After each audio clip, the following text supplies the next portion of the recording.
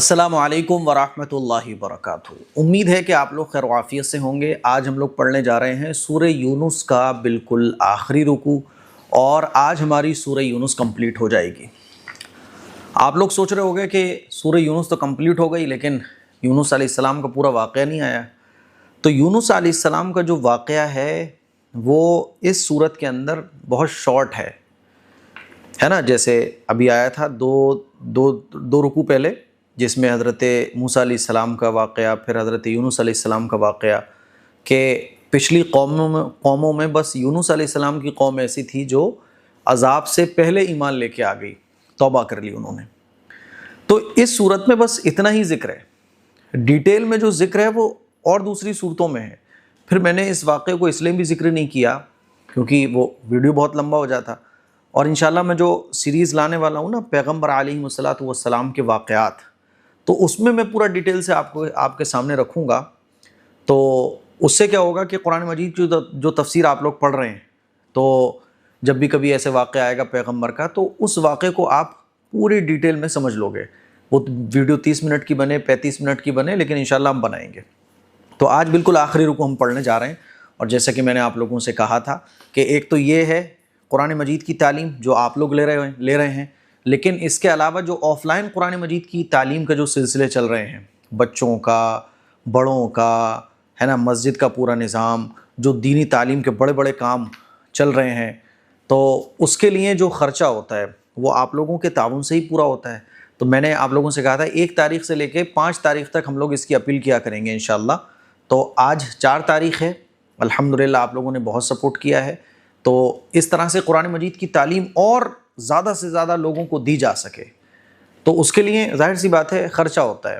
تو اس کے لیے آپ لوگ جتنا ہو سکے اس QR کوڈ پہ تعاون کریں، 99 لگا کے، 99 جس سے مجھے یہ پتہ رہے گا کہ اچھا یہ قرآن مجید کی تعلیم پر خرچ کرنے والا اماؤنٹ ہے، تاکہ زیادہ سے زیادہ کام مضبوط ہوں اور آخرت میں ہمارے لیے یہ صدقہ جاریہ بھی ہو سکے۔ تو جتنا ہو سکے تعاون کیجیے گا، اور ہر مہینے 1 سے 5 تک ہم انشاءاللہ اپیل کیا کریں گے۔ چلیے، اعوذ باللہ من الشیطان الرجیم، بسم اللہ الرحمن الرحیم۔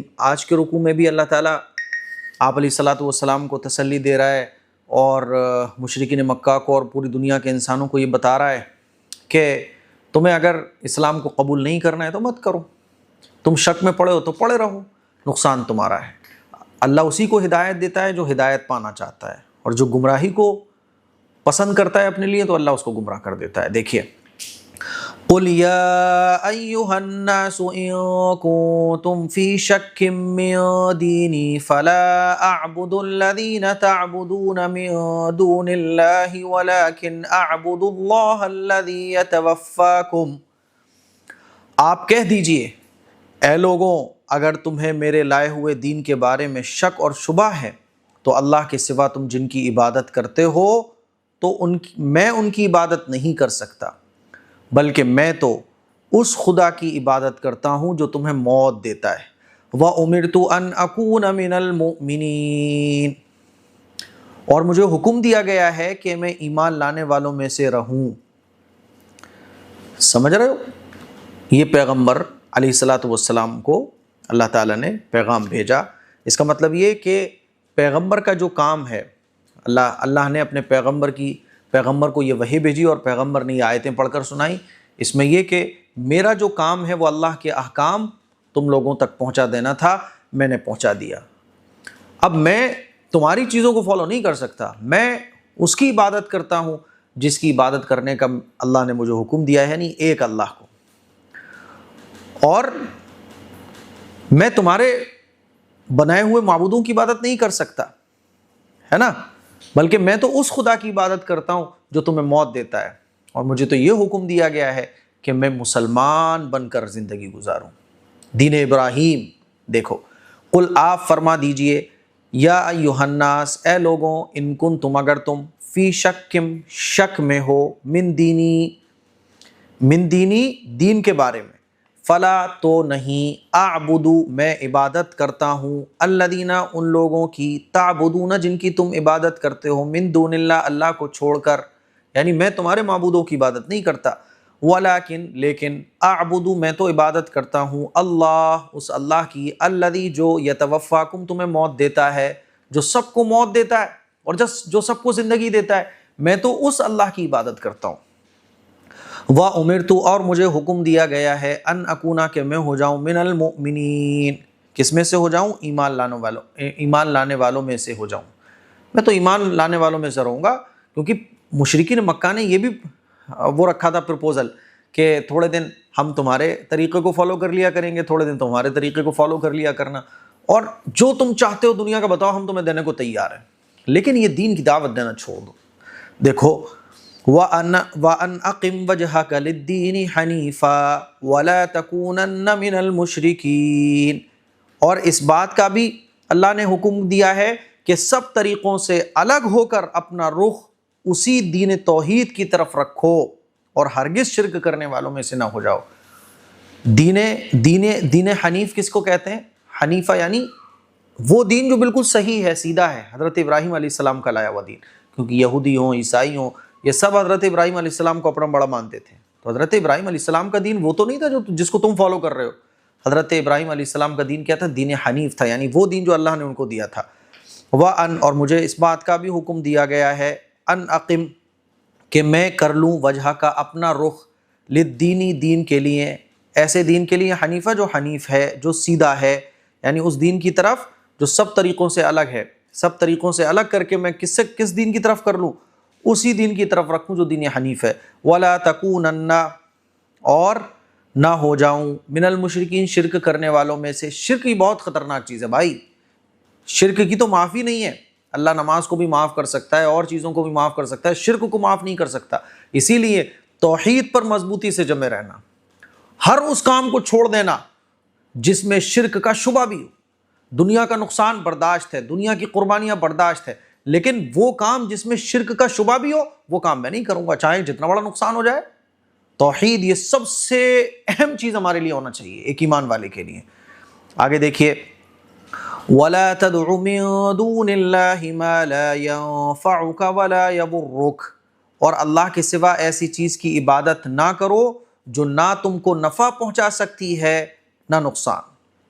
فَإِن فَعَلْتَ فَإِنَّكَ إِذًا مِّنَ الظَّالِمِينَ، اگر تم نے ایسا کیا تو اس وقت تمہارا شمار بھی ظالموں میں ہوگا۔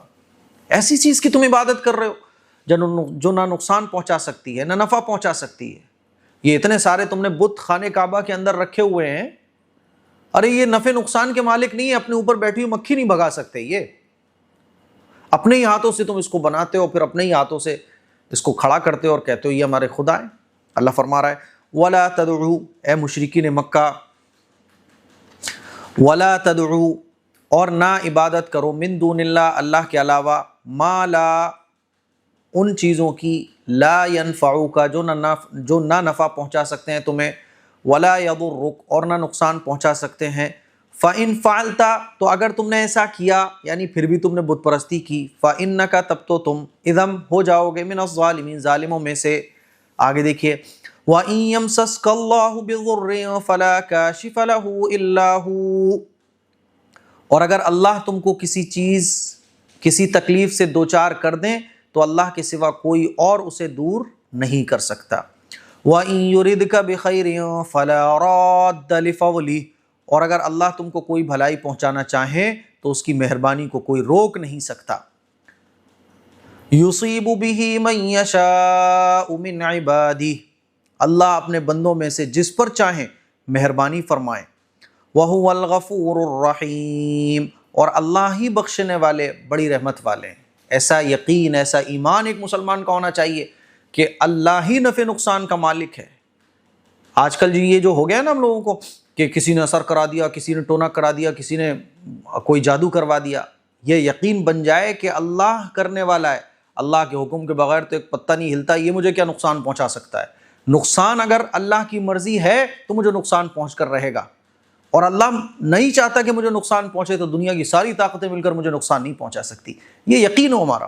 تو جادو وادو یہ کیا ہے یار، کوئی حیثیت نہیں رکھتے۔ یہ اللہ کا یقین اگر دل میں بسا ہو تو یہ شیطانی طاقتیں کچھ اثر رکھیں گی، اور اگر دل میں اللہ کا یقین نہیں ہوگا تو یہ ساری شیطانی طاقتیں آپ کے اوپر حاوی ہو جائیں گی۔ میں چیلنج کرتا ہوں اوپنلی، میرے اوپر کوئی کر کے دکھاؤ کچھ، کیونکہ ان چیزوں کو میں کوئی حیثیت ہی نہیں دیتا ہوں۔ جب آپ حیثیت دو گے تو ان کا اثر آپ کے اوپر ہوگا۔ جیسے ہم دنیا میں کسی کا کسی کو بہت سمجھ لیتے ہیں نا تو سامنے جب اس کو دیکھتے ہیں تو وہ ہمارے اوپر حاوی ہو جاتا ہے. کسی چیز کا ڈر ہم اپنے دل میں بٹھا لیتے ہیں نا تو اس کا ڈر دل میں آ جاتا ہے. اللہ کیا فرماتا ہے وَإِن يَمْسَسْكَ، اور اگر تمہیں کوئی پہنچانا چاہے اور اگر تم کو پہنچے اللہ کے ذریعے، اگر وَإِن يَمْسَسْكَ، اور اگر پہنچانا چاہے تمہیں اللہ بِضُرٍ، کوئی نقصان، فَلَا كَاشِفَ، تو کوئی نہیں ہے، لہو، اس کو ہٹانے والا، الا ہو، مگر اللہ، یعنی اللہ کے علاوہ اس کو کوئی نہیں ہٹا سکتا. یہ یقین صحابہ اکرام کا بنا ہوا تھا تو صحابہ اکرام دیکھو سمندروں میں بھی کود جایا کرتے تھے.